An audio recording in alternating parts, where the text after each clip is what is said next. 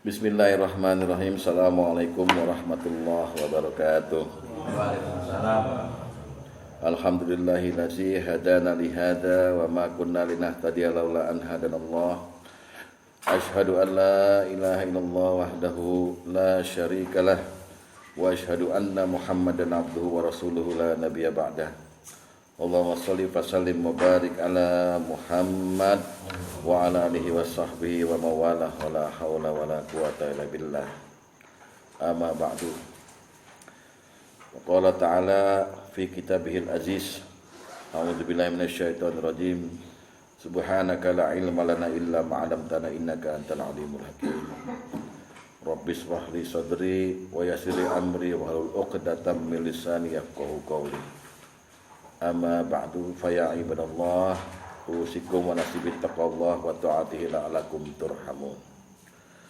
Ma'asyiral muslimin wa sahabatul mukminin rahimakumullah, ashabal fadilah, para kekasih Allah yang dirahmati Allah, amin ya rabbal alamin.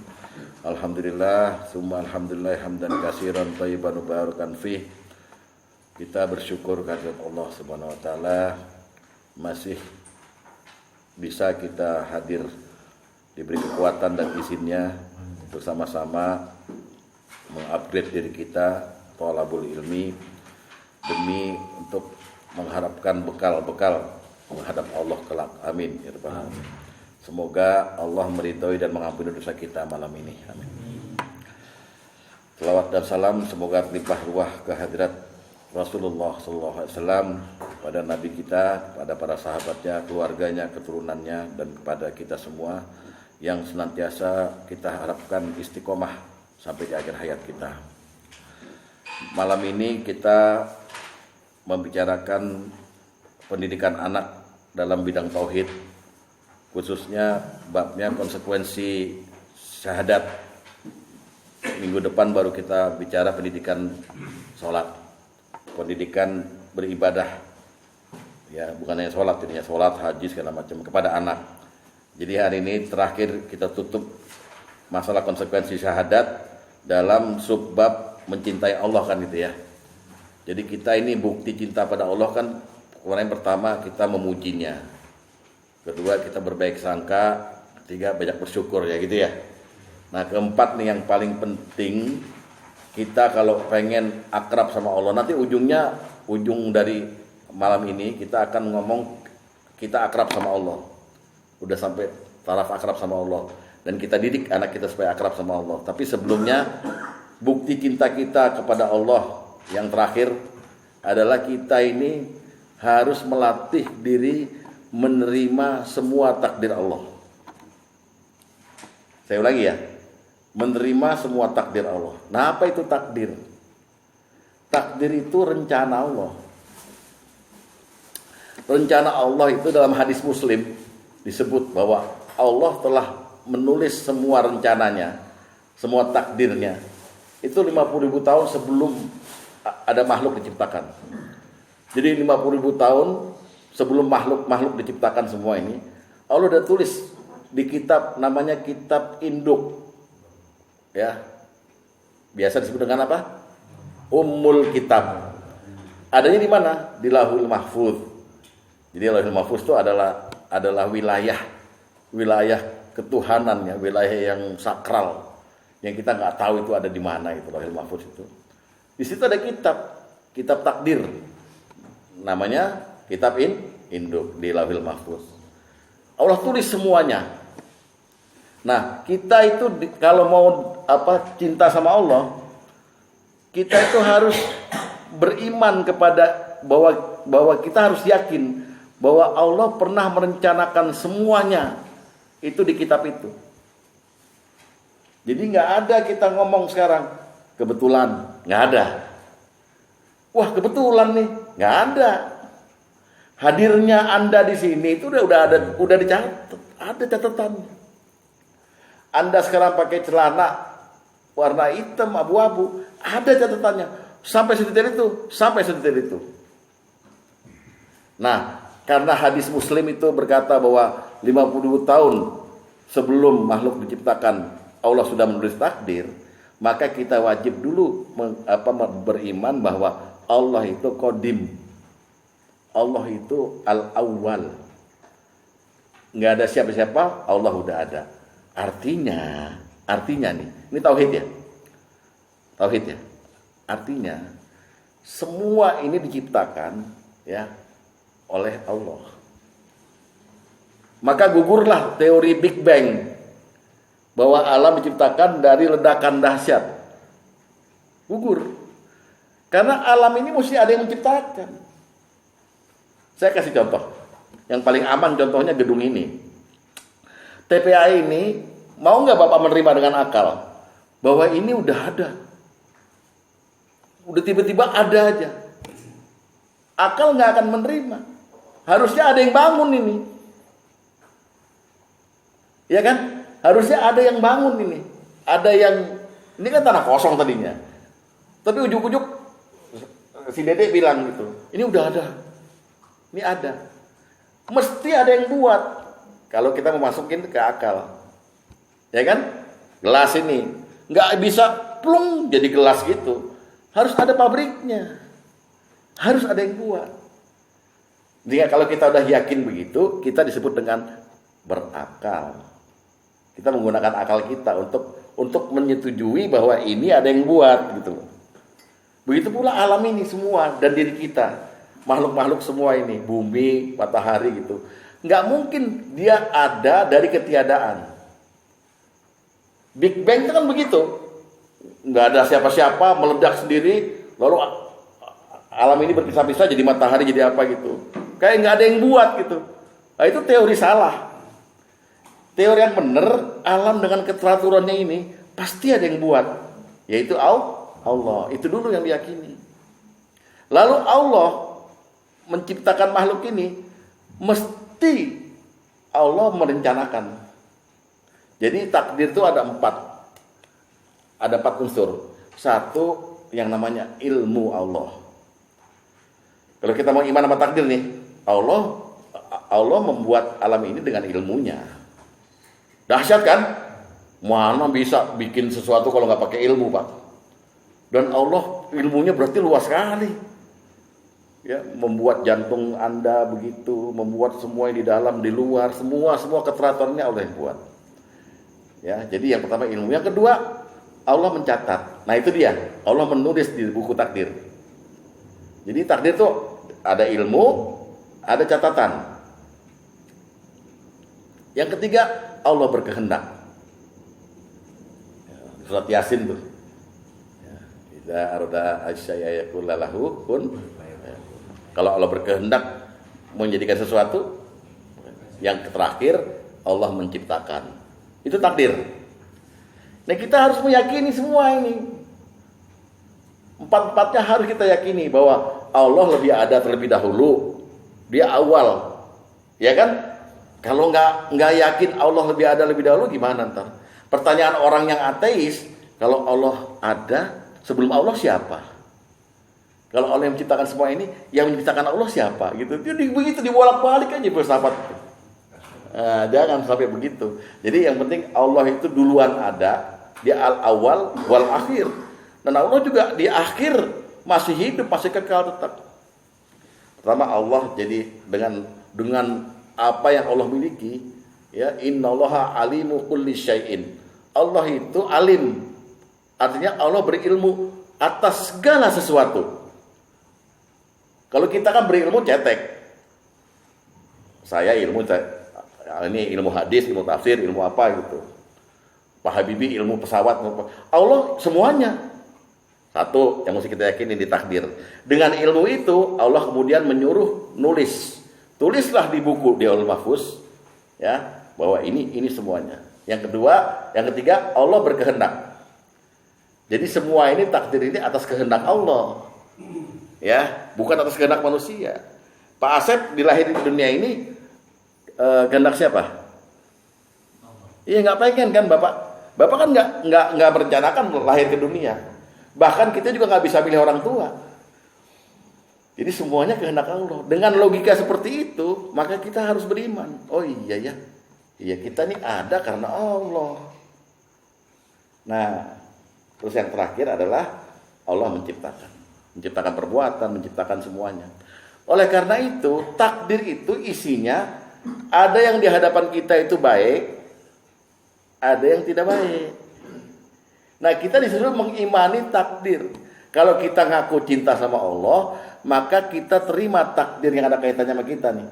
Apapun itu, takdir baik, takdir buruk, kita terima dulu. Kita terima dulu. Orang yang tidak menerima takdir, maka disebut dia tidak beriman pada takdir. Nggak bisa disebut cinta sama Allah jadinya, gitu loh. Ya. Nah, sebenarnya yang ada di takdir tuh, yang ada di buku takdir tuh, apa itu? Bukunya berapa halaman tuh? Kira-kira ada 7 bagian yang ada di buku takdir itu.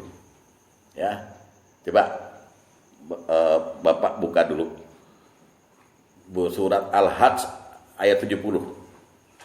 Lihat ya. Ini apa aja yang ada di buku takdir ini? Surat Al-Hajj ayat ke-70. A'udzubillahi minasyaitonirrajim, surat 22 ya. Surat 22 ayat 70. Alam ta'lam annallaha ya'lamu ma fis samawati wal ard. Apakah kamu tidak tahu bahwa sesungguhnya Allah tuh mengetahui itu artinya punya ilmu ya. Apa saja yang ada di langit dan di bumi. Ya. Lalu diteruskan, inna zalika fi kitabi, sesungguhnya yang demikian itu ada dalam kitab. Udah Allah tulis. Ya. Terus sesungguhnya demikian itu amat mudah bagi Allah. Jadi ini pertama yang ada di buku takdir adalah inventarisasi makhluk-makhluk yang Allah ciptakan. Apa aja lengkap. Bapak sanggup nggak nulis kira-kira apa aja yang Allah ciptakan? Apa aja yang Allah ciptakan? Itemnya miliaran, mungkin triliunan kali. Ya kan? Misalnya ya kita bilang meja atau pohon lah, akarnya, serabutnya, zat cairnya, daunnya, seratnya, semuanya itu Allah ciptakan, dan itu terdaftar di buku takdir gitu loh. Kalau lihat ayat ini, nah kita mesti yakin seperti itu. Jangan sampai orang mengklaim ini barang ciptaan saya. Makanya lagu aja deh, lagu tuh nggak boleh disebut dengan pencipta lagu. Lagu tuh nggak diciptakan oleh manusia. Ya, karena otaknya aja, otak yang buat ngambil inspirasi itu Allah yang ciptakan. Jadi kalau lagu tuh disusun oleh, kalau barang ditemukan oleh, bukan diciptakan. Ya. Jadi itu, yang pertama buku takdir isinya adalah inventarisasi semua makhluk dan semua yang Allah ciptakan. Ya matahari, ya apa. Jadi bukan hanya nyebut namanya. Misalnya matahari, unsurnya helium, hidrogen, apa segala macam. Itu Allah yang catat. Lengkap. Nah, Bapak mesti yakin sekarang dengan ayat ini. Oh iya, kalau gitu ini Tuhan Maha besar udah deh. Satu. Yang kedua, surat Al-An'am ayat 59. Yang pertama tadi adalah daftar semua makhluk. Sekarang nomor 2, daftar semua proses lingkungan. Daftar semua proses lingkungan. Oke. Surat Al-An'am ayat 59, Pak. Ya. Kita lihat. Wa indahu mafatihul ghaib. Dan di sisi Allah lah kunci semua yang gaib. La ya'lamuha illahu, enggak ada yang tahu kecuali Dia. Wa ya'lamu ma fil barri wal bahri. Dia mengetahui apa yang ada di daratan dan lautan. Wa ma tasqutu min waraqatin, terus wa ma tasqutu min waraqatin, terus illa ya'lamuha. Dan Dia mengetahui apa yang ada di daratan dan lautan, dan tidak ada sehelai daun pun yang gugur melainkan dia tahu. Dan tidak pula jatuh sebutir biji pun dalam kegelapan bumi, dan tidak sesuatu yang basah atau kering, melainkan tertulis dalam kitab yang nyata. Illa fi kitabim mubin. Jadi proses alam ini semuanya udah tercatat 50.000 tahun sebelum makhluk diciptakan. Daun yang gugur nih, tanggal sekian tahun 2000 udah ada catatannya. Udah ada. Kita cuma suruh menyaksikan aja, syahid, menyaksikan dan beriman. Jadi nggak ada yang kebetulan, Pak. Nggak ada yang kebetulan. Bapak kecelakaan, na'udzubillah min dzalik, Bapak terhindar dari kecelakaan, amin. Ada catatannya. Coba. Pohon kelapa saya tebang juga udah ada. Ada komplit. Ayam mati kebanjiran, ayam dijual, ayam atok putri, semua itu ada. Yang beli dia lagi, 100.000. Semua itu ada catatannya. Nah, catatan itu jangan dikira Bapak bisa niru. Waktu Iskandar beli ayam, uang yang buat beli ayam itu ada catatannya juga dari mana. Coba ya kan tuh. Ya jangan ditanya sekarang. Itu bukan materi. Gawat nih. Ini gawat. Ya. Jadi pertama, buku takdir isinya adalah semua makhluk yang Allah ciptakan. Yang kedua, proses alamnya. Proses bagaimana daun jatuh, daun kering, berbuah, semua pohon berbuah segala macam. Yang kita nggak tahu, Allah tahu, karena Allah a'lamu kulli syai'in. Allah mengetahui segala sesuatu dengan ilmunya. Nomor 3, surat As-Saba, surat 34 ayat 3. Surat 34 ayat 3. Nomor 3, Allah juga dalam buku takdir mencantumkan semua peristiwa alam. Semua peristiwa alam. Ya. Gempa, tsunami, kiamat kecil, kiamat besar, semua ada di situ. Ayat 3, Pak. Ya. Surat 34 ayat 3 ya. Oke. Dan orang kafir berkata, wa qala allazina kafaru la ta'tinas sa'ah. Hari berbangkit nggak akan datang pada kami. Qul, katakan Muhammad, pasti datang.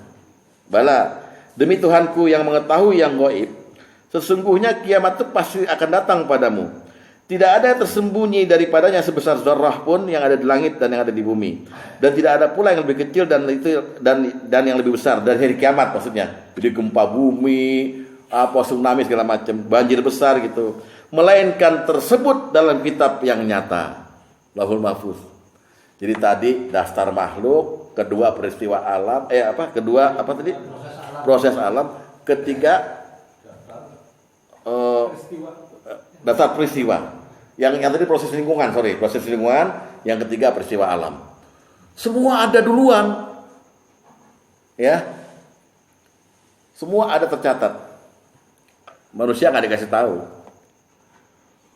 Hujan deras di Bogor hari Jumat, udah ada catatannya 50.000 tahun sebelum bumi diciptakan. Masya Allah. Ya. Ini sampai ini percaya nggak Bapak? Sampai sini percaya nggak?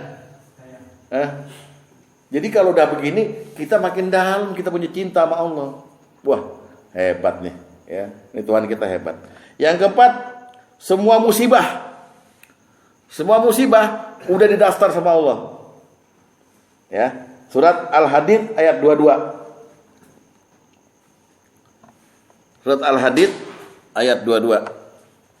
Surat 57, Pak. Surat 57 ayat 22.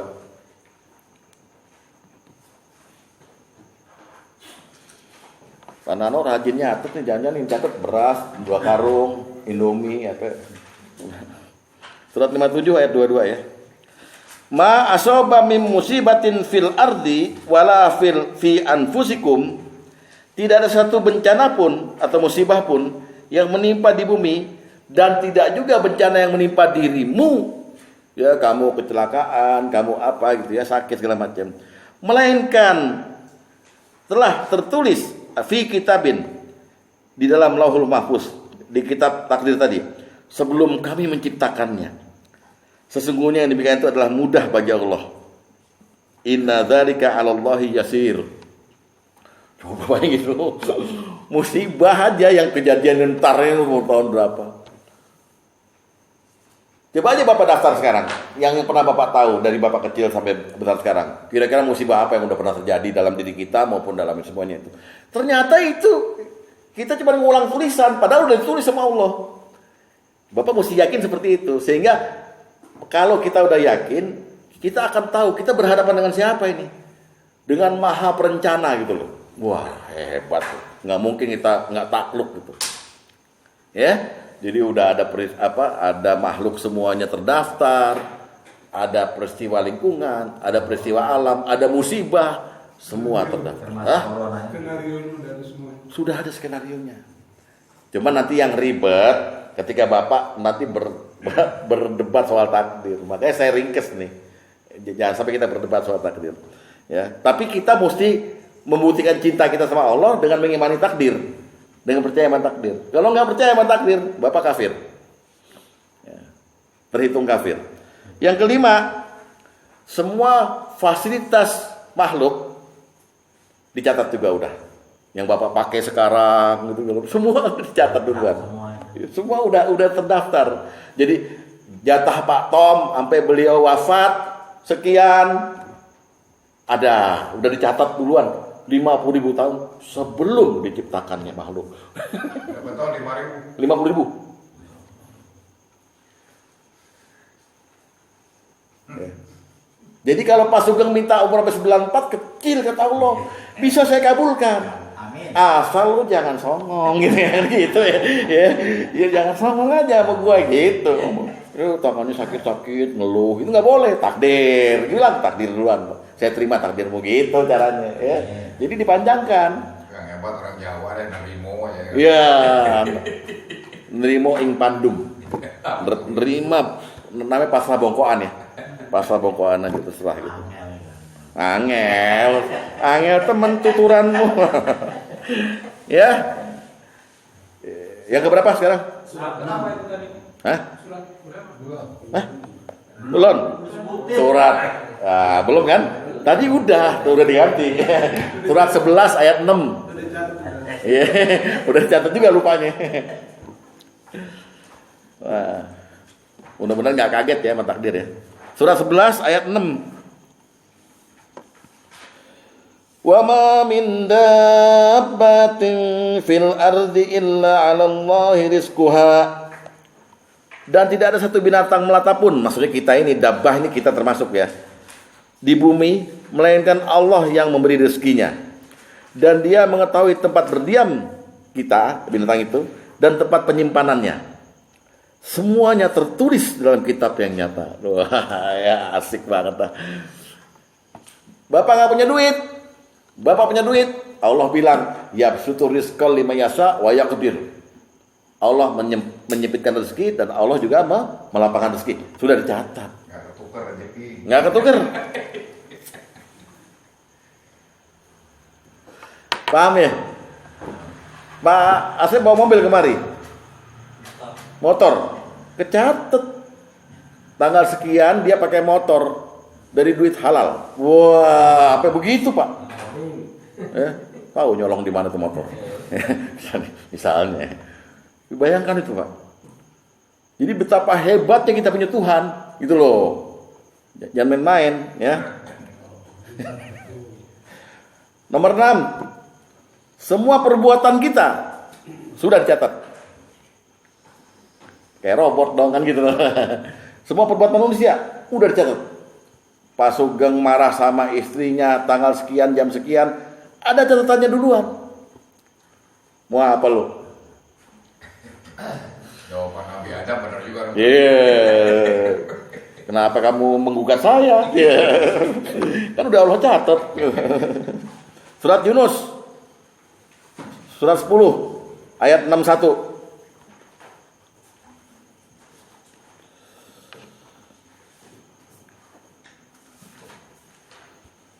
Wa ma takunu fi sya'nin sya'ni wa ma ta'lu minhu min Qur'anin wa la ta'maluna min amali illa kunna 'alaikum syuhuda.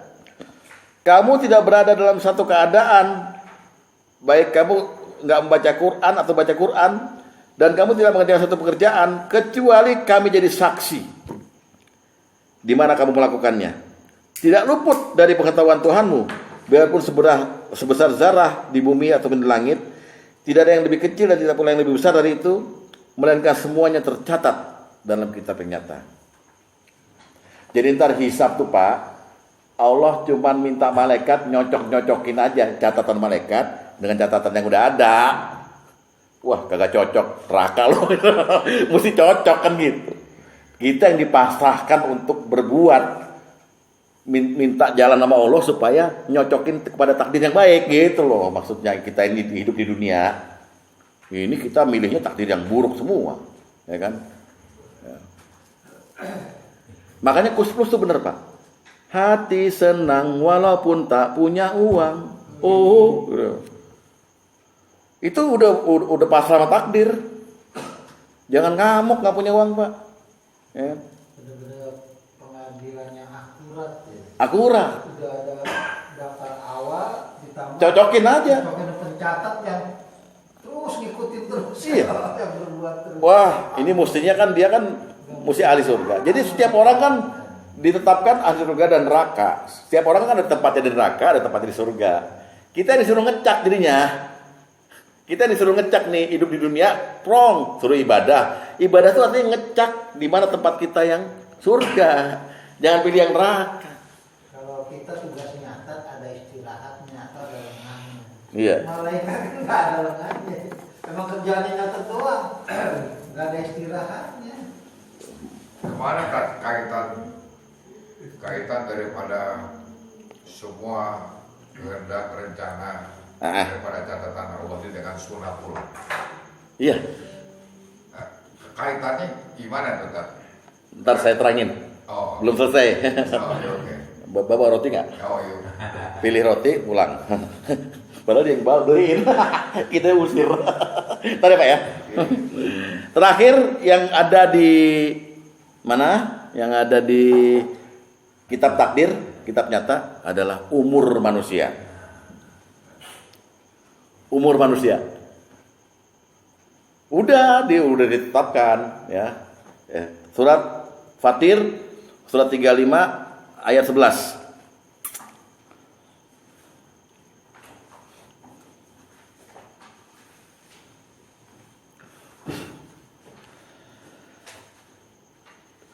Wallahi khalaqakum min turab. Wallahu kan? Iya. Wallahu. Wah, wallahu. Kenapa sih? Enggak tunduk dan patuh pada Wallahu khalaqakum min turab. Allah ciptakan kamu dari tanah. Summa min nutfah. Kemudian dari air mani. Kemudian dia menjadikan kamu berpasangan laki perempuan. Dan enggak ada seorang perempuan pun mengandung dan tidak pula melahirkan melainkan dengan sepengetahuannya. Ya, jadi hamilnya istri kita itu udah catat. Tapi istri kita nggak hamil, Allah juga catat. Ya. Nah, yang susahnya kita ini kan ragu. Kalau kita ini anaknya udah banyak, nggak pakai KB, ntar lahir lagi kan gitu. Pusing kan? Padahal semuanya udah ditakdirkan. Jadi bapak kalau memang udah beriman sama takdir betul, nggak ragu. Hitam-hitam dalam gitu. Kalau ini proses, memang dia emang udah hitam, ngaku hitam nggak apa-apa ya, emang begitu. Lalu dan sekali-kali tidak dipanjangkan umur seseorang yang berumur panjang dan tidak pula dikurangi umurnya, melainkan sudah ditetapkan dalam kitab yang nyata Lauhul Mahfuz. Yang demikian bagi Allah mudah. Jadi ntar nanti soal umur belakangan lah kita ngomongin. Yang jelas bapak ada jatah umur tiap tahun. Maksudnya begini, bapak ada takdir matinya tiap tahun. Mati umur setahun, mati umur 2 tahun, mati umur 3 tahun, mati umur gitu. Nah, yang nggak bisa dipanjangkan, nggak bisa dipendekkan tuh umur yang nanti yang dilakoni oleh Bapak. Terserah Bapak kan milih. Bapak mau bunuh diri, berarti Bapak memilih takdir buruk yang di tahun itu gitu. Aslinya padahal di situ. Wah, rumit lah pokoknya, tapi Allah dicatat. Ya, Allah dicatat. Udah ya. Ini semuanya yang terdaftar di kitab takdir. Telah tercatat. Telah tercatat. Nah, sekarang kalau bukti cinta kita sama Allah, Rasul cuma bilang begini, kamu mesti iman sama takdir. Sebab iman sama takdir itu begini, apa yang kamu mesti beriman bahwa apa yang kamu dapat memang itu jatahmu. Apa yang tidak kamu dapat bukan jatahmu. Apa yang kamu selamat darinya memang itu udah ditakdirkan selamat. Supaya jangan kita ngomong begini. Misalnya kita maaf ya, kita ini ada diumumin di ruang serbaguna, ada pembagian duit 5 juta satu orang, datang bawa KTP. Oke? Ya? Udah jelas kan? Itu kita mesti yakini dulu bahwa yang dapat nanti. Karena hanya ada uang 500 juta, sehingga hanya ada orang yang dapat hanya 100 orang.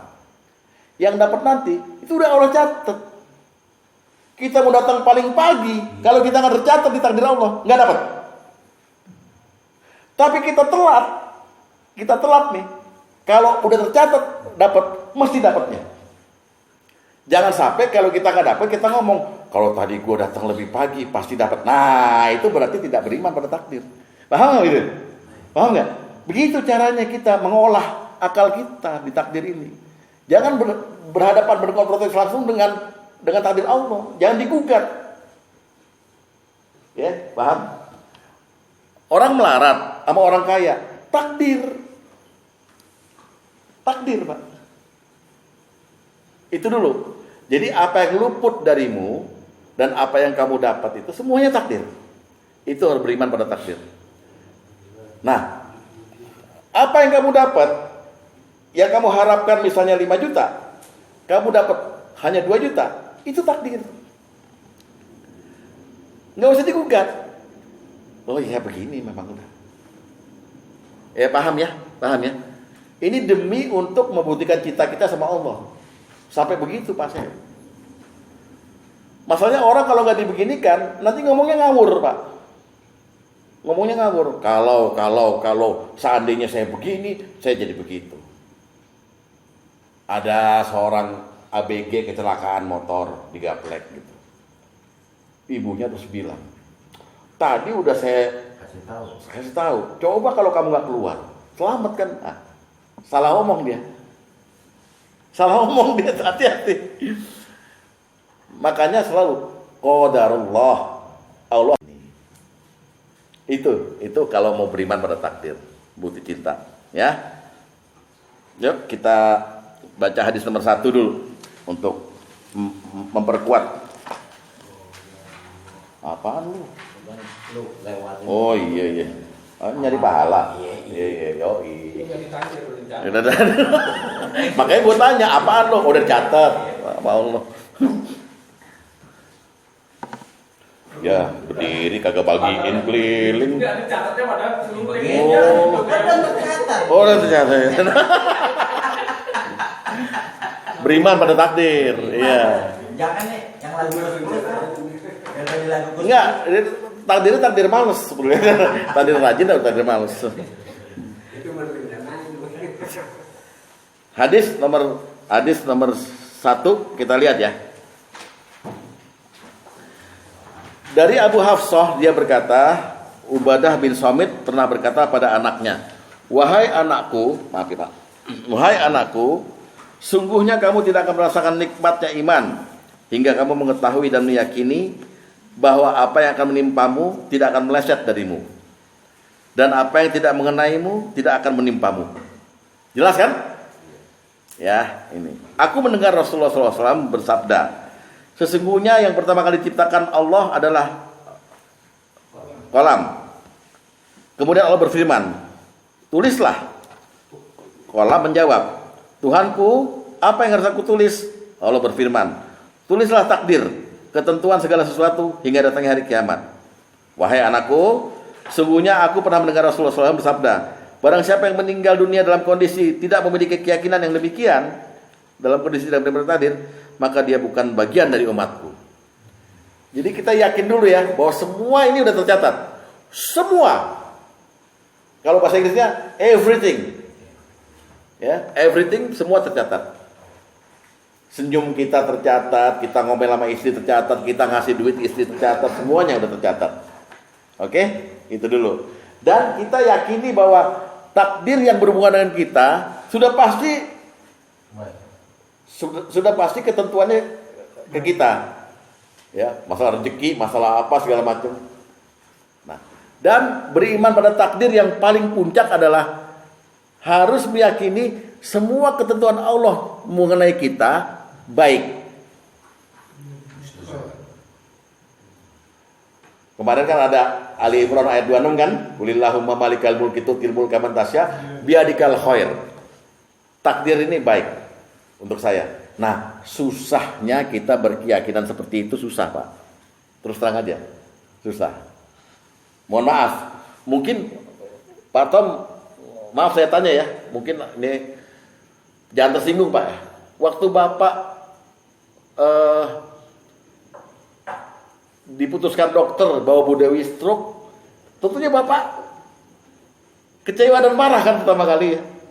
Ah kok begini gitu ya. Kok begini gitu. Padahal itu baik bagi Pak Tom, baik bagi Bu Dewi. Tapi kita nggak tahu baiknya di mana kalau kita nggak gali. Siapa yang nggak sedih punya istri stroke? Coba itu, bayangkan coba. Jangan dia contohnya kasihan dan tua. Ya enggak. Justru ini makin menguatkan kita kepada Allah. Dan sekarang Pak Tom ditakdirkan punya solusi kan? Ya, istri sakit, ada lagi pengganti, dan itu wajar, natural, biasa gitu. Jadi gitu. Begitu pula takdir yang bahagia. Ya ini emang takdir saya seperti ini gitu. Ya. Jadi takdir itu udah ketentuan Allah seperti itu. Jadi boleh jadi. Jangan gitu loh, yang terus kupingnya panas. Ya. Jadi supaya kita beriman, supaya jangan ada keluhan dan jangan ada penyesalan. Hadis nomor 2. Dari Abu Hurairah radhiyallahu anhu, dia berkata, Rasulullah SAW bersabda, orang mukmin yang kuat lebih baik dan lebih dicintai Allah daripada orang mukmin yang lemah. Sedang tiap-tiap seorang ada kebaikannya. Oleh karena itu hendaklah kau bersungguh-sungguh berusaha memperoleh apa yang beri manfaat padamu. Serta hendaklah selalu meminta pertolongan pada Allah. Dan janganlah engkau bersikap segan dan malas. Jika sekiranya engkau ditimpa suatu, maka janganlah engkau berkata, kalau aku lakukan ini dan itu, tentulah akan terjadi ini dan itu. Tapi katakanlah, qadarullahi wa ma syaa fa'al. Allah telah mentakdirkan apa yang dikehendaki olehnya, maka dia lakukan. Karena sungguhnya perkataan kalau akan membuka jalan pada hasutan setan. Jadi gini loh maksudnya. Jangan sampai Bapak begini, semua udah ditakdirin, udah saya diem aja deh. Enggak. Jangan. Cari yang terbaik. Takdir yang terbaik buat Bapak. Karena Bapak ini hidup di dunia itu suruh memilih mau jadi iman atau jadi kafir. Cari takdir Bapak di surga. Jangan cari takdir di neraka. Supaya nggak timbul penyesalan nanti. Ya, jadi nerima semua takdir. Kalau kita nggak pengen hidup di dunia itu kayak nonton TV, Pak. Hidup di dunia kayak nonton TV. Kalau kita orang beriman, orang cerdas, kita nggak suka sama acara TV, ya kita ganti itu. Ya, nah TV ini ada remote-nya. Yang pegang remote siapa? Udah ngaku Allah. Nah, kita bilang sama Allah, aku nggak suka sama ini, sama acara ini. Nah Allah suruh pencet remote, kluk, ganti. Sama, ada sesuatu yang kita nggak suka. Takdir saya begini ya. Kita bilang sama Allah, sama yang punya remote.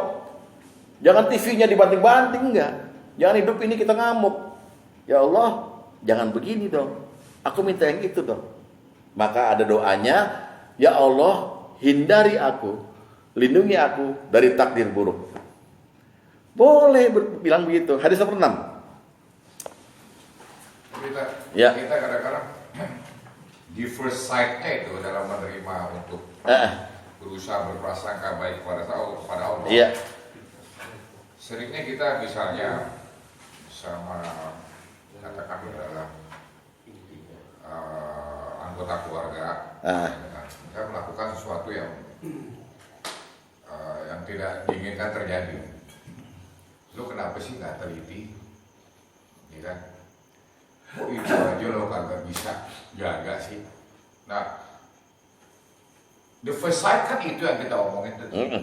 Nah, ini adalah salah satu sifat tidak berprasangka baik sama Allah atau gimana kita ngomong begitu tuh tadi? Itu dalam tingkat omongan itu sebenarnya dalam tingkat kasab manusia aja, tingkat usaha dan ikhtiar manusia.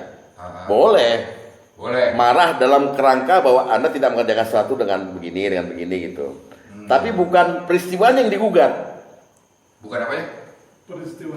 Bukan the whole peristiwa, bukan digugat. Tapi bagaimana manusia itu mengendalikan peristiwa itu yang digugat kan gitu. Nggak ada masalah. Ya memang mesti begitu. Makanya dibilang jangan malas. Carilah yang terbaik. Mesti begitu, Mon. Ya, tapi peristiwanya jangan digugat. Udah kejadian ya udah, tapi lain kali bikin nasihat tuh perlu gitu. Dalam tingkat kasab dan ikhtiar manusia, tapi dalam tingkat kekuasaan Allah nggak boleh kita bilang wah Allah ini wah jangan ya. Sesama manusia boleh Pak. Iya gitu ya. Lihat hadis nomor 6. Dari Abu Hurairah radhiyallahu anhu dari Nabi sallallahu alaihi wasallam bersabda ya. Mintalah perlindungan pada Allah dari cobaan yang menyulitkan, kesengsaraan yang menderitakan, takdir yang buruk, dan cacian musuh. Jadi kita diberi kesempatan oleh Allah, oleh Rasulullah, untuk minta pada Allah dihindari dari takdir yang buruk. Ibarat kata dengan kita, loh kok bisa? Berarti Allah menyediakan takdir seseorang itu nggak satu, Pak. Di bersamaan waktu Allah menyediakan takdir kita tuh banyak, Pak. Misal contoh gini, Pak Nano keluar rumah. Maka takdir Pak Nano keluar rumah udah dicatat di Lauhul Mahfuz itu, ada takdir Pak Nano keluar rumah ke kiri, Pak Nano keluar rumah ke kanan, Pak Nano keluar rumah lurus. Pak Nano keluar rumah naik motor, Pak Nano keluar rumah naik mobil, semuanya udah dicatat. Kita yang ngelakoni dengan akal dan iman kita, mau milih yang mana gitu. Ini paham ya? Paham nggak? Jangan pusing. Memang begitu Allah. Ya, kalau logikanya sih dia yang mencatat dan dia juga bisa menghapus. Betul. Dia berkendak. Betul. Ya, itu logika umumnya kan begitu. Jadi makanya kita disuruh minta sama Allah langsung, jangan takdir buruk yang kena sama aku, karena yang bisa merubah takdir cuma Allah. Kita nggak bisa merubah takdir, nggak bisa. Kita cuma jalanin takdir. Diberi hak pilih. Mau ngiri, mau kanan gitu loh. Kalau ihdinas siratal mustaqim, bisa nggak kita minta diarahin supaya apa yang menjadi catatan kita sesuai dengan apa yang kita pilih? Iya, ihdinas siratal mustaqim itu kan sebenarnya gitu. Ya Allah, saya minta takdir saya ke surga. Udah ujungnya gitu doang kok sebenarnya. Saya minta ditunjukin takdir saya ke surga. Sinkron gitu sama kita. Iya. Itu termasuk. Itu kan berkaitan sama antum juga yang ngasih Al-Rad 39. Iya. Gitu ya. Jadi kalau kita mau supaya kita nggak kena takdir yang buruk, minta sama Allah. Jadi remote-nya dipegang yang baik gitu ya. Dunia dipegang yang baik. Iya. Ini udah kita tadi udah setel ya kan. Iya. Karena hidup nih kayak nonton TV aja. Iya. Ya, kita lihat ada kejadian yang wah sengsara nih kita gitu. Wah ini acara nggak enak nih. Ya, minta ganti acara sama Allah. Mau siap-siap make up, ya Allah, make up masih berantakan gitu minta gitu. Maksudnya apa? Jangan ada barang haram di dalam supaya segala permohonan kita dikabulkan, ya. Jadi, nah itu tadi mungkin apa yang perlu dikemukakan adalah Allah bisa menghapus takdir kita yang buruk, mengarahkan kita ke takdir yang baik. Yamhullaha may yasha wa yusbitu wa indahu umul kitab. Surat Ar-Ra'd, surat 13 di ayat 39. Buka. Allah menghapus dan Allah menetapkan kembali, dan di sisinya ada kitab takdir atau buku induk. Surat Ar-Ra'd ayat ke-39. Yamhullahu ma yasha'u wa yusbit wa indahu ummul kitab. Allah menghapuskan apa yang Dia kehendaki dan Allah menetapkan kembali apa yang Dia kehendaki, dan di sisinya ada buku takdir. Jadi yang berhak menghapus, ya. Nah, gimana takdir buruk itu dihapus? Caranya apa? Dengan doa. Hadis nomor 12. Hadis nomor 12. Atau masih ingat aja ya. Pak Tom, dia ahli takdir. Makanya namanya Sultan Takdir Adi Syahbana. Bukan utama dia, Sultan Takdir Adi Syahbana gitu. Nah, hadis nomor berapa nih? 12. Ketawa mulu sih. Dari Salman Al-Farisi, dia berkata, Rasulullah SAW bersabda, la yaruddul qada'a illa du'a. Tidak ada yang dapat menolak takdir Allah kecuali doa. Dan tidak ada yang dapat membuat umur bertambah kecuali amal kebaikan. Amin. Manusia berencana tuh. Nih doa, ya. Kan kita nggak tahu anak kita lulus apa enggak, ya kan? Anak kita lulus apa enggak gitu. Kita baik sangka sama Allah, pasti lulus. Tapi kan tergantung anaknya juga. Karena kita diberi kebebasan, dan anak itu malas ya nggak lulus gitu ya. Oleh sebab itu kita seolah-olah takut anak kita nggak lulus, ya. Padahal ada takdirnya juga. Takdir anak kita lulus, takdir anak kita nggak lulus. Lalu kita minta, ya Allah luluskan anak saya, ya kan? Luluskan anak saya. Sehingga Allah kemudian mendengar doa kita. Yamhullahu ma yasha. Yang tadinya nggak lulus, Allah bikin lu lulus. Allah hapus. Wa yusbitu, Allah tetapkan jadi lulus. Nah, itu cara kerjanya begitu. Jadi Rasulullah minta kita mepet-mepet sama yang punya remote. Mepet. Kemana kaitannya dengan Allah tidak ingkar janji? Ya itu dia. Jadi gini, takdir itu rencananya Allah. Takdir itu rencananya Allah. Mengabulkan doa itu janjinya Allah. Allah sering menggagalkan rencananya untuk menepati janjinya. Paham? Paham nggak? Ini kalau nggak saya yang terangin susah kan? Susah ngerti kan? Emang nggak ngerti. Ulang ya. Ya. Takdir itu rencana. Menggugat. Takdir itu rencananya Allah.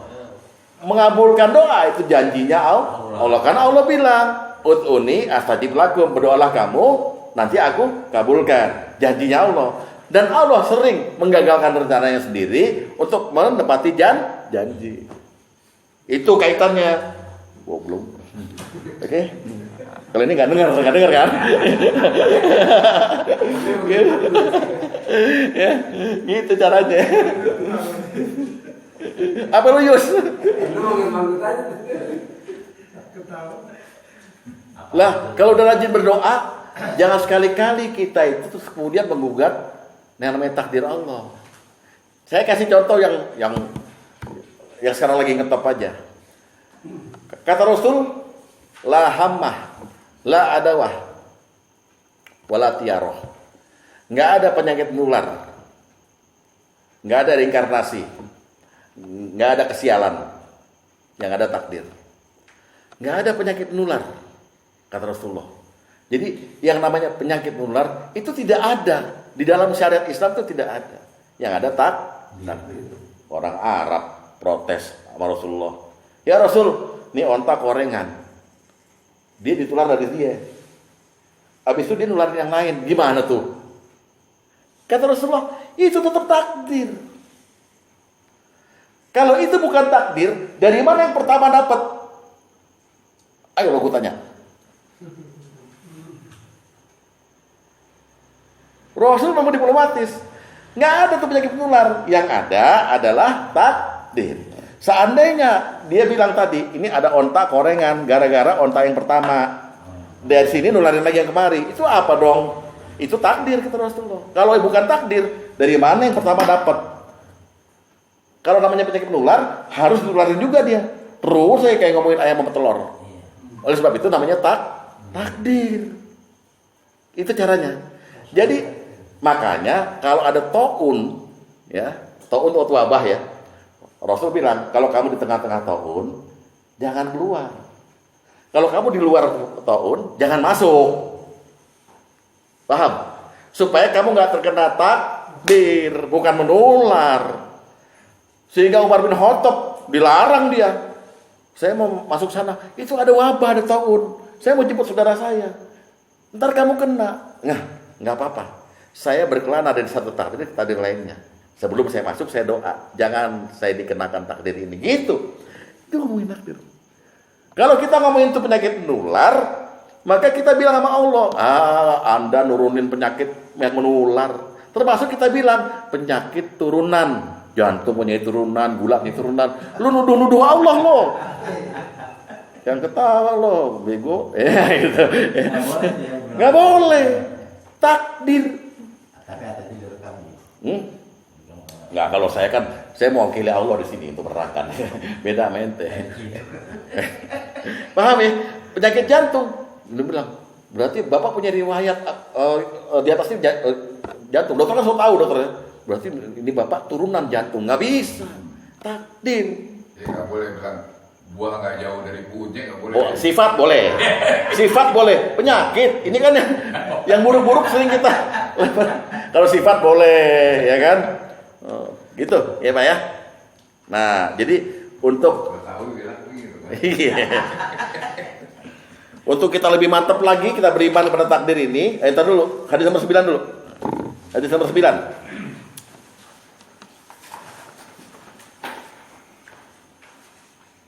Ya, kita lihat. Dari Ibnu Umar dia berkata, Rasulullah SAW bersabda, tidak ada yang dinamakan adwa, tidak ada yang dinamakan tiaroh, tidak ada yang dinamakan hammah. Adwa itu penyakit menular, tiaroh itu kesialan, hammah itu adalah reinkarnasi. Artinya roh orang masuk ke orang lain lagi. Maka berdirilah seorang Arab Badui, seraya berkata, wahai Rasulullah, bagaimana pendapatmu tentang unta yang berkoreng? Kemudian semua unta tertular koreng itu. Beliau menjawab, Zalikumul qadar. Semua itu takdir. Jika bukan takdir, siapa yang menulari unta yang pertama? Hebat nih Rasul kita. Cerdas ya. Maksudnya jangan sampai kita ngeluarin kata-kata menegatifkan sesuatu peristiwa gitu. Nanti kita ujung-ujungnya Allah yang salah. Allah yang salah. Meniadakan Allah. Iya, padahal korengnya sendiri itu memang sudah juga dicatat juga bahwa ini koreng. Ini unta namanya Mahmud, ini unta namanya Ahmad, namanya semua koreng udah dicatat. Tapi Allah nggak bikin korengnya ini pindah ke koreng ini, nggak bikin itu Allah. Karena disebut la adwa, nggak ada penyakit menular. Maksud kita nggak percaya sama Rasulullah, gitu. Ya. Nah ini saya buktikan. Kita sekeluarga itu waktu itu tahun berapa itu? Saya, anak saya 2 itu cacar air, Pak. Istri saya yang merawat di rumah nggak kena. Saya langsung bilang, Sadaqallahul azim. Wa sadaqa Rasulullah Nabiyul Habibul Karim. Benarlah Allah dan benarlah Rasul. Gitu caranya meyakini agama, Pak Sep. Ya, jangan coba-coba nawar loh ya. Nah, untuk lebih kita menerima takdir ya. Jangan lu cuman gini loh. Bagiin lo pahala gitu. Nah, kayak kita baca hadis ini, hadis dari Ahmad supaya kita mantep menerima takdir ya. Abdul Zikri. Tiara itu kesialan, Pak. Tayur. Alhamdulillah, ini dicatat nih. Sekarang rahmat. Kesialan. Sial. Ya ini Sial. Apes. Nggak ada apes itu Pak. Kan biasa gitu. Apa gua nggak punya duitnya apes gitu. Wah nggak bisa. Takdir lo emang melarat gitu. Ya. Nggak punya duit kerja. Ya, jangan gitu juga. Ada yang enggak. Ini kan dari mantu. Ya, gua nggak usah dibagiin, balikin sini. Bagiin gua juga. Gua ngajar di sini. Lebihnya masih Kacau. Ya, kita lihat dari hadis dari Ahmad. Dari riwayat Ahmad bin Hambal, ya. Ini hadis kursi. Oke, dilihat mulai ya. Dari Nabi SAW, Allah Ta'ala berfirman. Ini hadis kursi ya. Diriku bersaksi atas diriku sendiri. Ini kata Allah nih. Bahwa tiada Tuhan selain aku. Aku yang Maha Esa, tiada sekutu bagiku. Dan Muhammad adalah hamba dan utusanku. Malam yardo bikodoi, barang siapa tidak mau menerima keputusanku, ya, maksudnya takdirku. Walam yasbir ala bala, dan tidak bersabar atas segala cobaan yang aku berikan. Walam yaskur ala na'mai, dan tidak mau bersyukur atas nikmat yang aku curahkan. Walam yasna bi'atoi, dan tidak menerima apa adanya atas apa yang aku berikan. Maka sembahlah Tuhan selain aku, dan keluarlah dari kolong langitku. Falyatlub robba siwai wal yakhruj min tahti samai. Dan barang siapa yang susah karena urusan dunia, sama saja dia sedang marah kepadaku. Dan barang siapa yang mengadukan musibah yang menimpa dirinya pada orang lain, dia sungguh-sungguh telah berkeluh kesah tentang aku. Di hadis lain telah menggibahi aku. Dan barang siapa menghadap pada orang yang kaya dengan menundukkan diri karena kekayaannya, maka lenyaplah 2/3 agamanya. Dan barang siapa yang menampar mukanya atas kematian seseorang, maka dia sama saja dengan mengambil sebuah tombak untuk memerangi aku. Barang siapa memecah kayu di atas kubur, maksudnya nangis-nangis karena kematian sahabat keluarganya di kubur itu ya, maka dia sama saja dengan merobohkan pintu Ka'bahku. Artinya dia merobohkan kemuliaan Allah.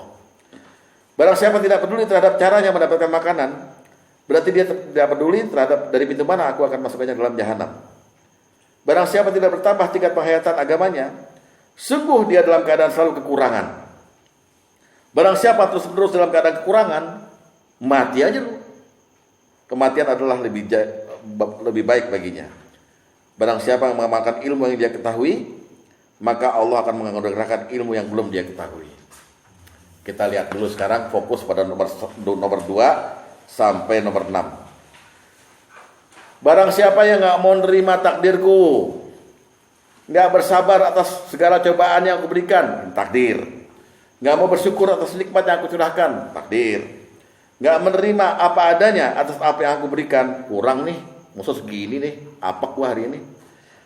Maka Allah bilang, jangan jadi hambaku, cari aja Tuhan lain dan pindah dari bumi. Siapa yang sanggup? Angkat tangan. Mau iman gak sama takdir? Kalau gak iman, lu jangankan dari bumi, dari majelis taklim, gua usir lo gitu.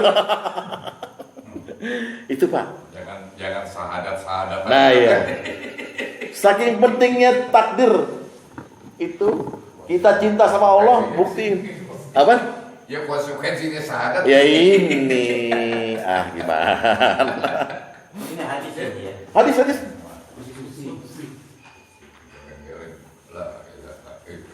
Dan ini yang paling antik apa? Ada yang bilang begini di hadis lain ya.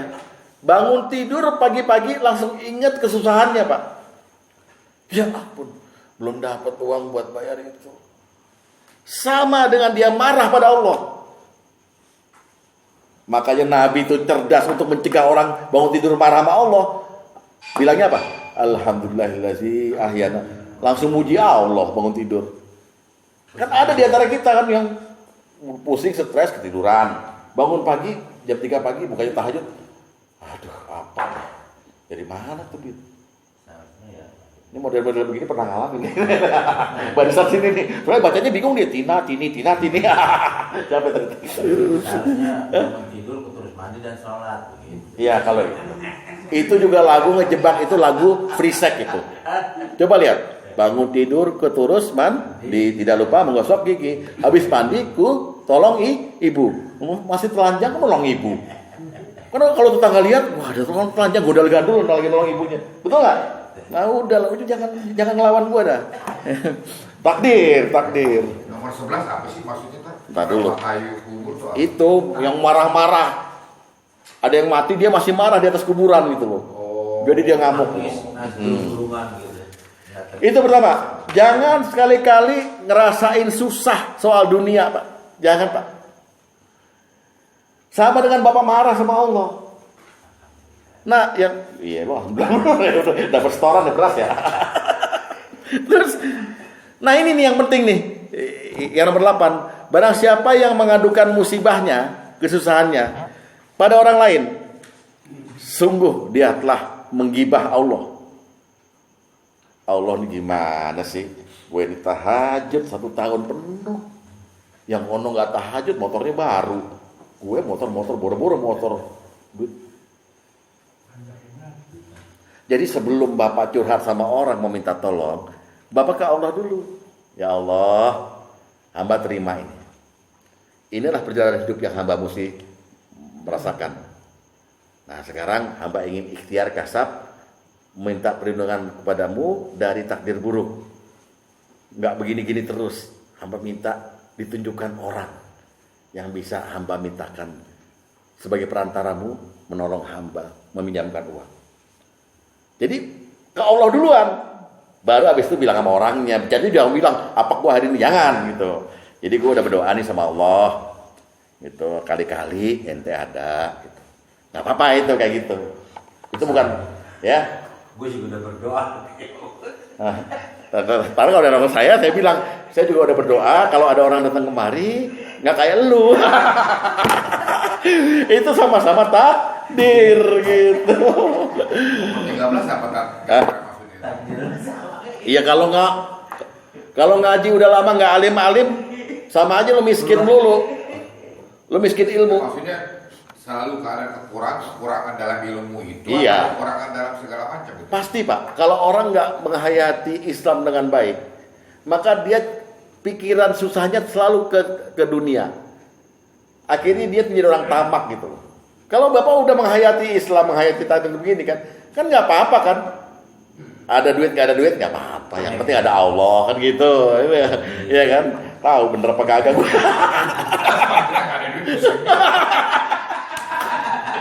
Yang susah Pak, belajar tauhid itu susah. Belajar nasman. Iya, tapi yang benar.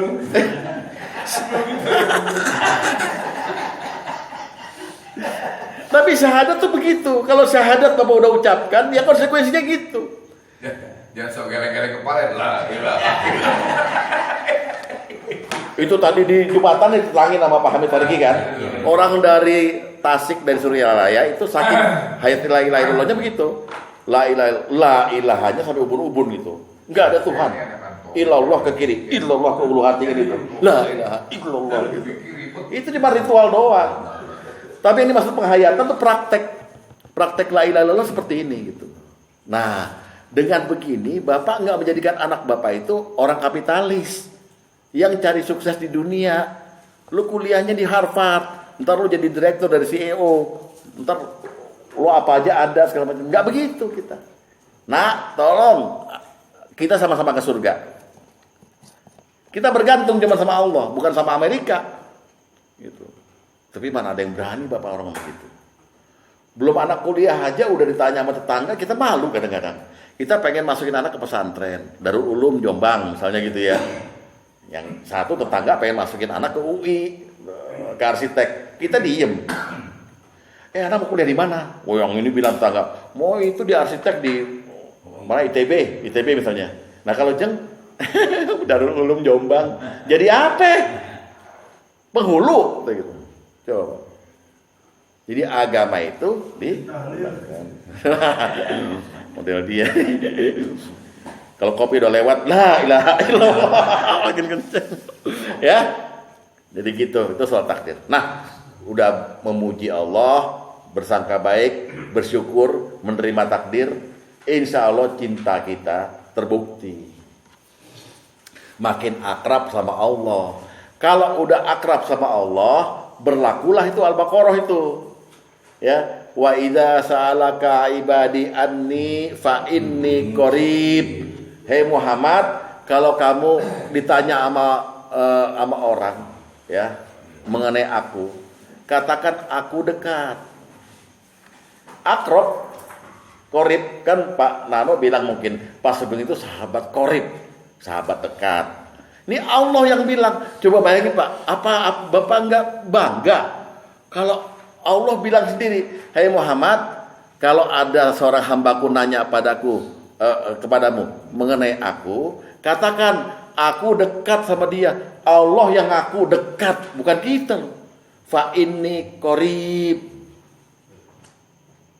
Saking Allah tahu kita cinta sama dia. Saking Allah tahu kita terima semua takdirnya, kita berdoa sama dia terus. Ya lama-lama ya dekat dong. Paham ya? Kita muji dia, kita sangka baik terus. Oh ini Allah. Pak maaf ya, saya nggak ada itu. Saya pengen riak. Tapi saya itu makin cinta sama Allah karena Allah buktiin kekuasaannya pada saya. Bukan saya hebat, Allah buktiin kekuasaannya sama saya 2 kali. Yang terakhir barusan ini maghrib. Kebetulan saya khatamin tadi ini. Baca Quran saya khatamin jam 4:30. Hujan deras. Hujan deras saya mesti pindahin mobil Pak. Karena pasti banjir kan. Orang waktu banjir itu basah sampai 1.800.000 kok bersihin karpet. Benar. Tapi dalam baca Quran itu saya sujud. Saya awali doa saya dengan memuji beliau. Terus Rasulullah kan pernah bilang kalau baca pakai doa ini dikabulkanlah. Saya bacakan Allahumma inni as'aluka bi anni asyhadu annaka antallah dan seterusnya itu. Saya bilang ya Allah jadikan hujan ini manfaatlah buat kita. Dan orang-orang sekitar saya ini jangan dikasih mudarat. Gitu. Berhenti hujan Pak. Dan di jalan utama banjir. Dari rumah samping saya banjir. Pak Joni masuk. Depan saya enggak. Waduh ternyata aku makin cinta sama kamu. Hebat gak Allah? Karena Allah gak melanggar janji. Mintalah padaku. Begitu pula tadi ini. Wa idza sa'alaka ibadi anni fa inni qarib. Kalau ada orang bertanya mengenai aku, katakan aku dekat sama dia nih, aku akrab gitu. Ujibu da'watad da'i idza da'an. Dan kalau aku udah akrab, aku mengabulkan semua doa. Memohon padaku idza da'an. Asalkan dia berdoa sama aku. Ini yang penyakit kita tuh malas doa. Kita sukanya mengeluh mengenai keadaan yang nggak beres, lupa doa. Ustadz, adik saya ini nggak bisa diatur. Ya minta sama Allah diatur. Jadi yang kita lupa tuh kalau katanya cinta sama Allah, maksudnya nggak ngomong sama Allah, curhat sama Allah. Jadi cuman syaratnya untuk dikabulkan, udah akrab, kita sering doa, syaratnya ada supaya dikabulkan cepat. Fastajibuli wa yu'minu bi la'allahum yarsudun. Maka hendaknya orang yang berdoa sama aku, yang udah akrab sama aku itu tetap memenuhi apa yang aku perintahkan dan beriman padaku. Dikunci sama Allah. Lihat dulu Al-Baqarah ayat 185. Hah? Ya, tadi 1856. Nah, gitu maksudnya. Al-Baqarah 1856. Al-Baqarah 186. Pak Luli. Dari 85 dulu. Ya bela ini ya. Doa ente tadi, dia datang. Wah, alhamdulillah pas sudah hujan. Kalau hujan tuh banyak, wah saya nggak bisa ngaji nih. Gitu. Iya. Benar kan? Datang ke rumah? Iya. Ya, Udah ngaji ya rupanya ente. Alhamdulillah. Kita baru mau belok, udah masuk grup belum? Dia datang. Kita cerita masalah ini. Safi sama Malik tuh. Ya, wa iza sa'alaka ibadi anni. Dan apabila hamba-hambaku bertanya kepadamu Muhammad mengenai aku, fa inni qarib, maka aku ini dekat. Aku akrab sama mereka. Keakrabannya ditanya dengan apa? Ujibu da'watad da'i iza da'ani. Aku mengabulkan permohonan orang yang berdoa kepadaku selama dia memohon kepadaku. Syaratnya falyastajibu li, hendaklah mereka memenuhi segala perintahku, wal yu'minu bi, dan hendaklah mereka beriman padaku, la'allahum yarsyudun, agar mereka selalu baik dan benar, nggak melenceng lagi. Ini namanya orang yang akrab sama Allah. Ada misalnya begini, artinya yang detail seperti itu tadi itu permintaan ini itu katanya nggak usah, yang penting kita banyak misalnya bersalawat aja, itu permintaan kita udah dikabul semuanya. Ya. Itu bagaimana? Ya begini. Minta secara detail. Ya, makanya orang jangan terjebak dengan hukum adat. Kan orang Rasul kita itu nggak pernah minta detail. Setelah sholat, Rasul itu hanya menyuruh kita untuk istighfar, mentauhidkan, dan minta sesuatu yang sebetulnya buat kepentingan kita. Allahumma a'inni ala zikrika wa syukrika wa husni ibadati, kayak gitu. Ini nggak minta detail. Kenapa? Karena detailnya permintaan kita itu ada di duduk antara dua sujud. As-salatu doa, salatu doa. Udah mir, Robbi sikni, Robbi firli, warhamni, wajiburni, warhamni. Itu udah mencakup semuanya. Jadi omongan duit sekian, mobil, SPP anak, segala macam itu mencakup di situ. Nah, itu satu ya. Kedua, kalau ya Pak, wah apa? Apa Bang? Sama siapa kamu? Sini. Oh. Kalau ada ajaran bahwa kita berselawat 1000 kali, 2000 kali, maka nggak usah doa yang detail, langsung dikabulin apa permintaan kita. Itu adalah tafsir dari barang siapa yang berselawat pada Rasulullah 1 kali, Allah memberi rahmat padanya 10 kali. Nah, itu rahmat itu. Nah, detailnya di situ. Paham? Boleh dipercaya, silahkan. Jadi yang Abdul yang mana nih? Wow. Tadi kan kalau bahasa tadi. Nah, kalau nanyanya afdol, maka Rasulullah pernah berkata, iftati kolba, berfatlah dengan hatimu. Yang mana yang hubungan yang paling kamu nyambung sama Allah, itu kamu lakukan. Dan yang paling dekat orang adalah di sujud. Hadis nomor 3. Enggak berarti malas kan? Enggak. Hadis nomor 3, lihat. Kalau orang udah paham, udah akrab sama Allah, maka yang dilaksanakan adalah hadis nomor 3.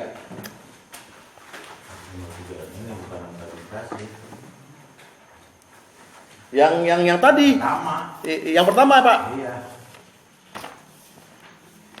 Oke, dari Abu Hurairah bahwasanya Rasulullah SAW bersabda, aqrabu ma yakunul abdu mir rabbih wa huwa sajidun fa aksiru du'a fi sujud. Gitu ya mestinya ya. Sedekat-dekatnya seorang hamba dengan Tuhannya adalah ketika dia sujud. Maka perbanyaklah doa saat sujud. Pak, kalau bisa Pak, setengah jam sujud Pak.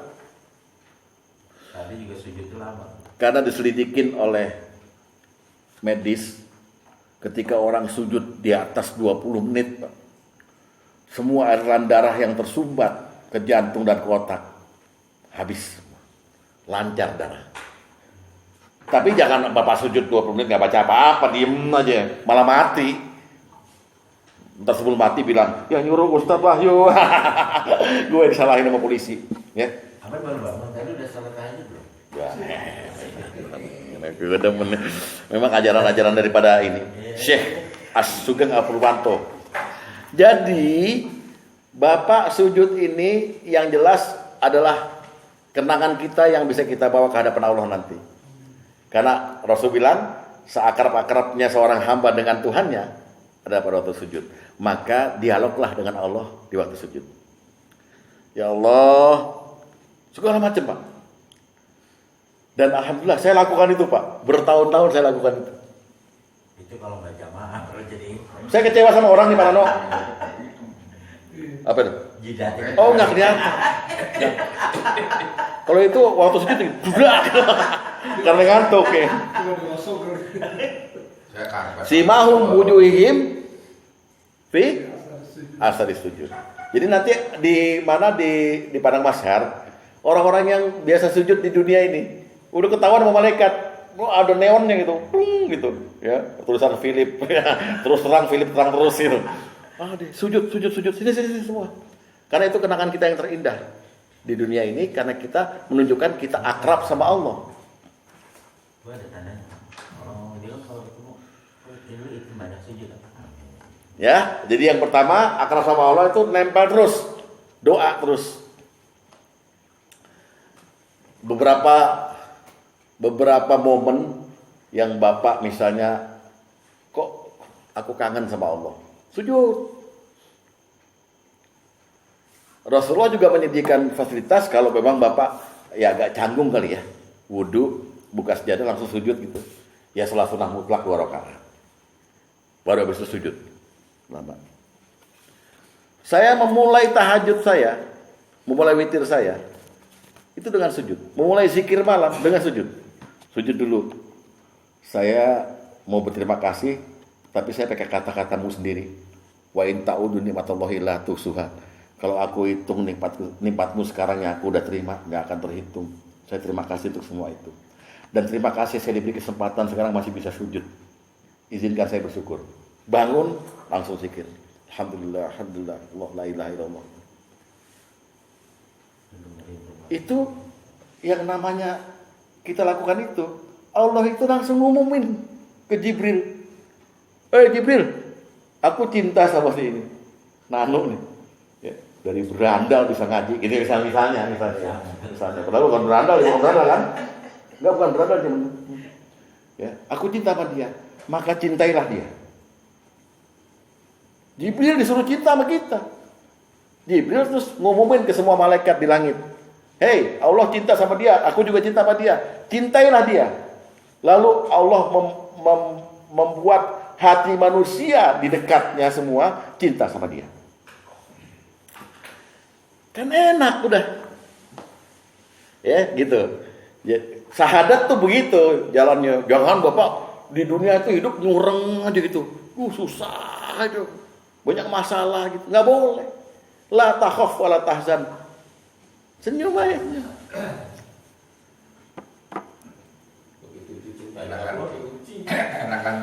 Enakan tauhid daripada fikih kayaknya. Iya. Nggak, ini buat anak Pak, bukan buat Bapak. Buat anak. Kan Bapak udah ahli. Pinter main biliar. Kan pendidikan anak di dunia suriah. Nah, kalau Bapak udah akrab, udah cinta, keinginan yang terbaik ya adalah Bapak ingin segera ketemu Allah. Ingin segera ketemu Allah. Rindu dan senang pengen ketemu sama Allah. Ya. Ini ada di hadis nomor 11. Lihat. Abang kita. Hah? Siapa yang mau berani ketemu Allah di kita? Kamu mau, Bang? Bapak aja maunya umur 94. Udah mau ketemu. Dari Ribbi bin Hirash dari Ali, dia berkata Rasulullah SAW bersabda, tidaklah beriman seorang hamba sehingga dia mengimani 4 hal, yaitu bersaksi bahwa tidak ada Tuhan selain Allah dan aku Muhammad adalah utusan Allah yang dia utus dengan membawa kebenaran. 2, dia beriman dengan adanya kematian. 3, beriman pada hari kebangkitan. 4, beriman pada takdir. Yang nomor 4 udah, yang nomor 3 udah kita bahas. Nomor 1 apalagi la ilaha illallah. Nomor 2, maksudnya kalau budiman sempurna itu dia seneng sama kematian. Kenapa seneng? Loh, selama ini nggak langsung ya, cuman doa aja, bukan dialog, monolog, kita doang yang mohon-mohon gitu. Tapi nggak ada suara Allah. Pengennya ketemu sama Allah. Gitu kalau orang beriman. Ini kagak. Gue minta umur panjang. Takut mati, Pak. Ya, takut mati. Bapak mau lari kemana sih? Ke utara cuma rumah sakit Koja, selatan Bogor PMI. Ya. Kan boleh manusia berencana. Iya. Nah, kalau udah mati nyamperin, Pak. Ya. Lihat surat Al-Jumu'ah ayat 7 tuh. Innal mautal ladzi tafirruna minhu fa innahu mulaqikum. Summa turadduna ila ilmil ghaibi wasyahadati fayunabbiukum bima kuntum ta'malun. Sesungguhnya mati yang kamu lari darinya akan ngejar kamu. Dan kamu akan diambil oleh Allah, dikembalikan, diperlihatkan semua apa yang kamu buat. Bima kuntum ta'malun. Ada di surat Jumu'ah ayat 7. Jelas kan ini gitu. Tapi kita ini kalau udah akrab sama Allah, kita udah nggak pengen lihat dunia. Zuhud tau zuhud. Zuhud itu artinya Rasulullah berkata, az-zuhudi huwa, zuhud itu adalah engkau lebih percaya apa yang ada di tangan Allah ketimbang ada apa yang ada di tanganmu. Di tangan kita 1.000 perak. Terus kita bilang, ini nggak bisa hidup di 3 hari lagi. Oh, kita Tuhan apa? Kita lebih percaya pada Allah daripada percaya pada diri sendiri. Ini tauhid ya. Hati-hati. Ya. Jangan ada yang mati besok ya gitu ya. Saking senengnya mati gitu ya.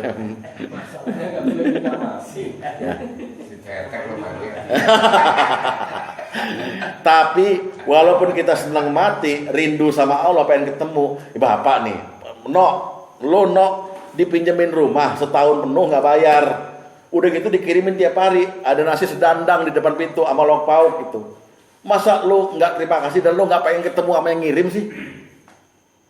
Karena udah biasa, kan gitu akhirnya. Salah. Harusnya penasaran. Siapa nih yang ngasih saya bisa begini bahagianya? Saya punya ustadz yang pinter kayak gini gitu misalnya. Tapi nggak ada yang ngomong gitu kan? Ya. Seperti itu. Ya. Jadi bapak kalau udah pengen mati, berarti bapak udah makin iman. Asyaddu hubbalillah, makin cinta sama Allah. Gitu. Ayo. Jangan suka lama. Kenapa lo anak lo gitu? Cuman orang Islam itu dilarang ingin mati. Hadis nomor 4. La tatabanna ahadukumul maut. Janganlah seorang mengharapkan kematian. Wala tad'u bihi min qabli ayyatiyah. Dan janganlah berdoa meminta mati sebelum datangnya waktunya. Nggak boleh kan? Padahal kita kangen sama Allah. Tahu Bapak kangen nggak sih? Enggak ya. Suka buruk sangka sih sama Allah. Jadi takut. Tapi nggak boleh kita ngarepin kematian sebelum waktunya. Wah, itu bahaya itu. Nah ini kan lagu Bimbo nih ya. Judulnya apa? Pesan Nabi, ya kan? Ya, itulah kira-kira. Nah, ini nomor 4 ini menurut pendapat saya, kenapa ini begini jangan, karena ini menggiring keputusasaan banyak. ya. Jadi ke sana perisainya ke sana gitu loh. Ya. Makanya kalau orang misalnya dalam keadaan, misalnya kan di rumah sakit sering kita bilang nih, kalau ada orang melarat masuk rumah sakit ICU, ya, ICU, dia masih sadar, ditengok sama orang, ditanya sama orang lagi, gimana nih, masuk ICU gitu, alah, gue lebih baik mati aja dah. Nah, nggak boleh. Kalau gini gue mati aja deh, gila lo sehari 3 juta, dari mana gue dapat? Mati aja lebih baik. Nah, jangan, nggak boleh. Kalau dalam kondisi seperti itu, maka ucapkanlah, ya Allah, kalau hidup lebih baik buatku, maka hidupkanlah aku terus. Tapi kalau mati lebih baik buatku, maka matikanlah aku. Hadis nomor 8.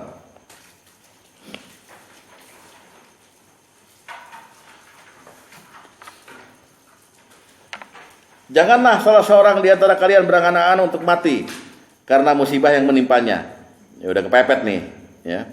Kalau memang terlintas perasaan tersebut, ya kepengen mati, maka hendaknya dia mengatakan, Allahumma ahyini makanatil hayatu khairali. Ya Allah, hidupkan aku jika kehidupan itu baik untukku. Wa tawaffani idza kanati wafatu khairali. Dan matikan aku jika kematian itu baik bagiku. Coba sopan banget ya.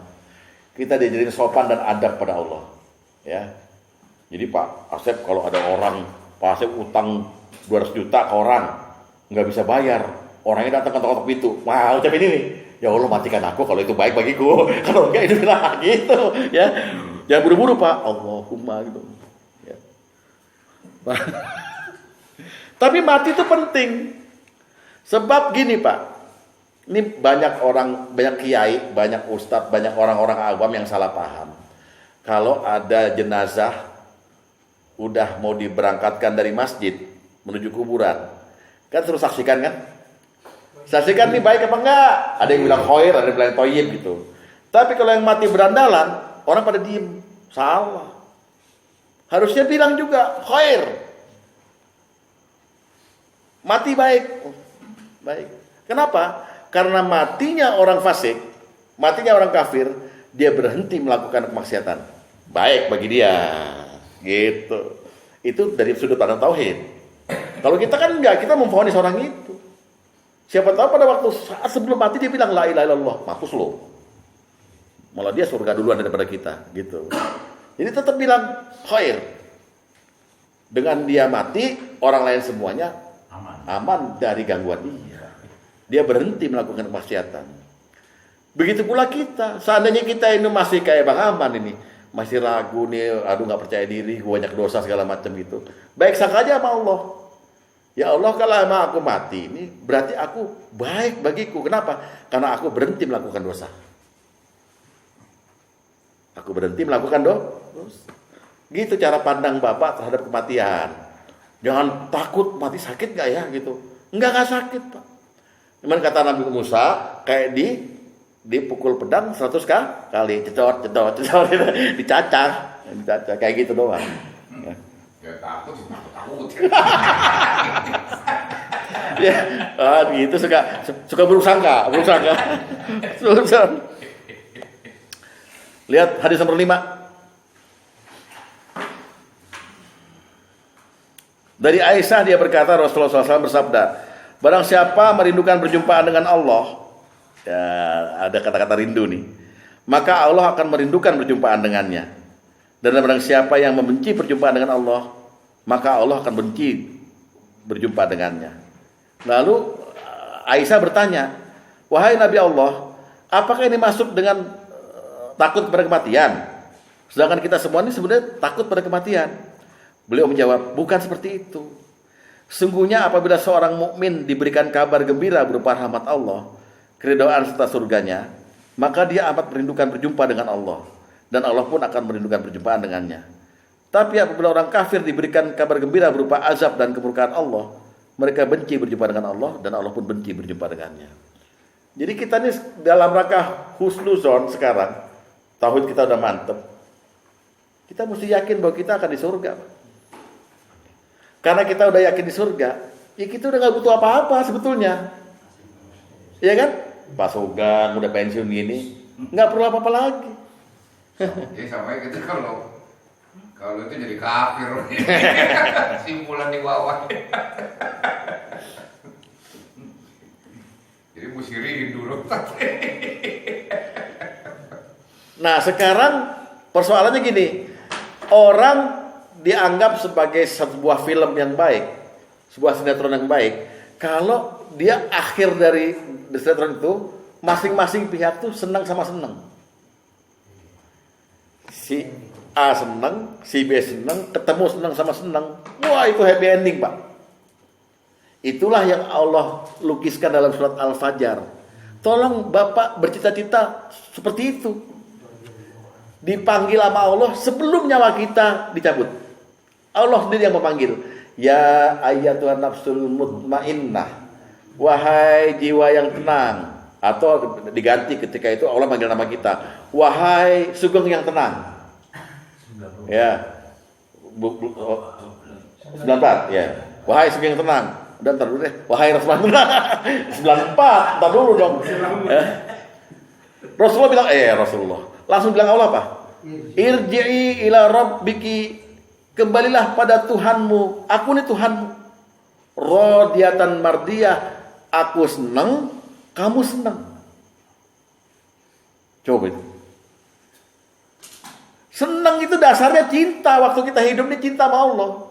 Saking cintanya, waktu mau diambil nyawanya, kamu senang, aku senang. Fadkhuli fi ibadi, kamu masuk ada ke dalam grup hamba-hambaku yang dulu tuh. Ada Muhammad SAW, ada Nabi Musa. Positif. Wadkhuli jannati, dan masuk surgaku nanti habis kiamat nanti. Udah di-tag sama Allah begitu. Wow, kita makin udah nggak Allah. Karena kalau orang masih belum cinta sama Allah, yang dipikirin dunia waktu mau mati. Jangan berantem ya, ntar kalau jangan ini warisan, jangan nggak usah. Wah, pengen menghadap. Itu konsekuensi syahadat kita sebetulnya, gitu ya. Sebab Bapak bercita-cita pengen panjang umur berapa? 200, 94 taruh. Bapak tahu nggak? 94 itu udah banyak diskon. Naik pesawat aja 10% bayarnya. Tapi naiknya itu dengan syarat. Kalau jantungnya berdetaknya lebih dari 80 1 menit gitu, diusir sama pilotnya. Bapak nggak usah naik. Terus Bapak naik mati lagi gitu. Nonton bioskop nggak boleh. Ke mall nggak boleh. Kemana-mana mesti pakai kursi roda. Apa nikmatnya? Nggak ketemu teman-teman lagi. Udah pada mati semua, tinggal di doang. Jadi itu pakai popok nih. Nah, pakai Pampers. Pampers yang langsung buang kan, gitu. Jangan sebut merek. Nggak, jadi kenikmatan hidup itu makin tua itu makin Allah cabut. Di surat Yasin kan ada. Ada kan di surat Yasin?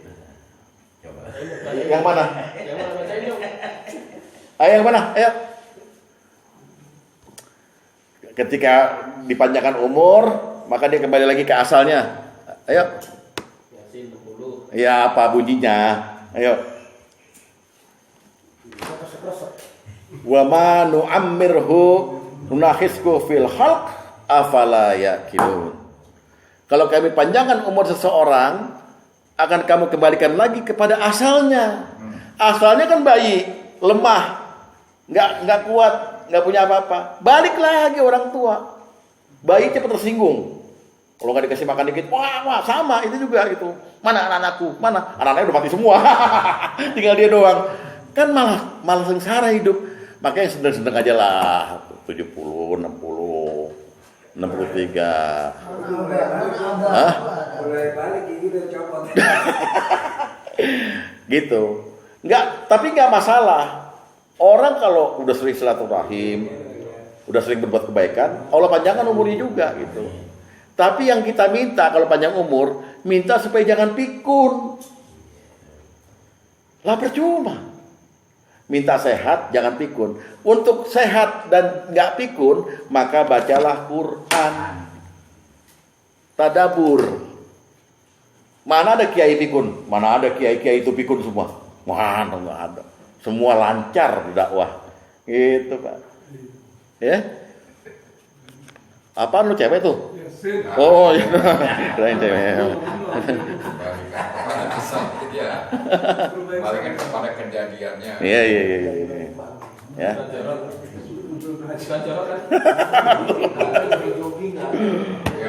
Ya Pak Allah khususnya manusia.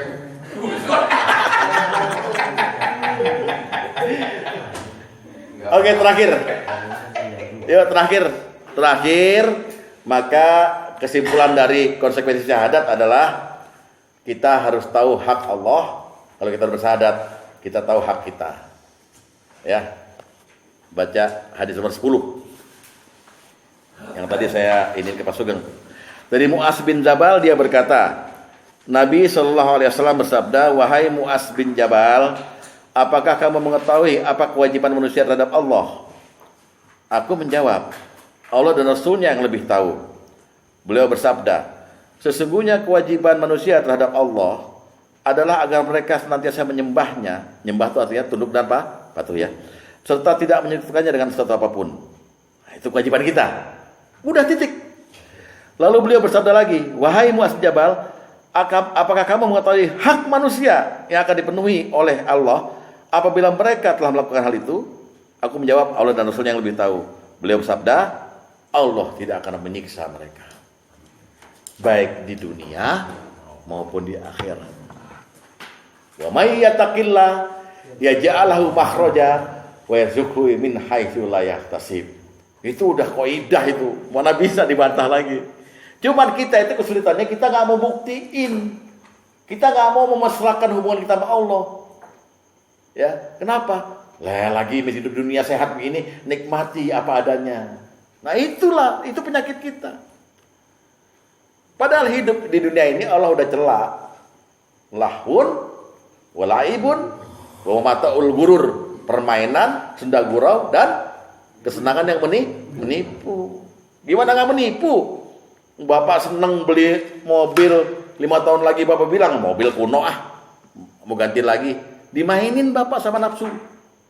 Tapi kalau sama Allah nggak pernah rusak, Allah nggak pernah mati. Senang terus kalau sama Allah. Nah bisanya senang sama Allah kalau ngaji gratis, ngaji bayar nggak? Pak kawan. Oke. Ya. Nah, terakhir lazimkan kalimat la ilaha illallah. 100 kali aja sehari. La ilaha illallah. Masukkan dalam hati Pak terus. Enggak ada yang selain Engkau lah udah pokoknya. Enggak ada Tuhan selain. La ma'bud illallah. La mahbub illallah. Enggak ada yang dicintai selain Engkau.